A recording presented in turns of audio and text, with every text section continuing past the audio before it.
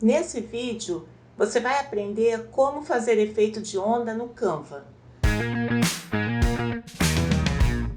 Vem aqui em criar um design, clica aqui, post para Instagram, formato 1080 por 1080 pixels. Você vai ser redirecionado para a área de trabalho. Em design, você vai digitar praia. Vamos escolher uma arte.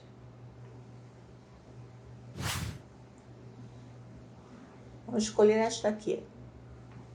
Clica aqui, vamos retirar, deletar esta grama.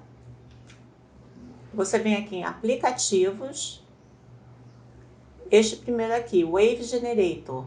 Clica aqui, vamos abrir, vamos ver o tipo de onda que você quer, vamos ficar com este mesmo. E aqui em Wave você escolhe o tipo de onda. Um pouquinho mais tranquilo, mais ondas maiores, você escolhe o tipo. Vou botar um pouquinho mais para cá.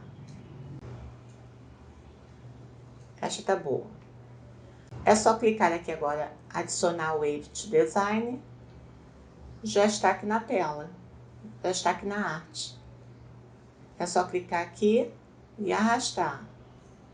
Agora você vem aqui em posição, para trás novamente, para trás, a sombra da bola, agora a boia, a sombra da boia também. Agora, clica aqui no texto, no telefone, vamos clarear, para ficar mais nítido, vamos colocar um branco mesmo. Pode aumentar um pouco. E vamos aqui aproveitar em efeitos, vamos colocar uma sombra. Pronto, um toque final.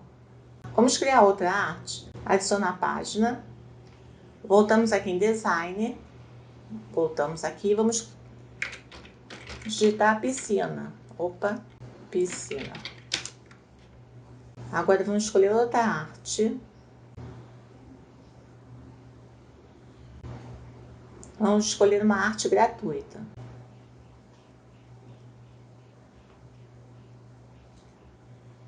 Vamos usar esta aqui, só para servir de exemplo. Agora, novamente, vem em aplicativos, Wave Generator, abrir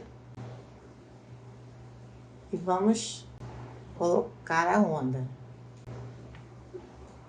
Inserir a onda. Clica aqui e arrasta. Vamos mudar a cor. Podemos botar um azul escuro, por exemplo.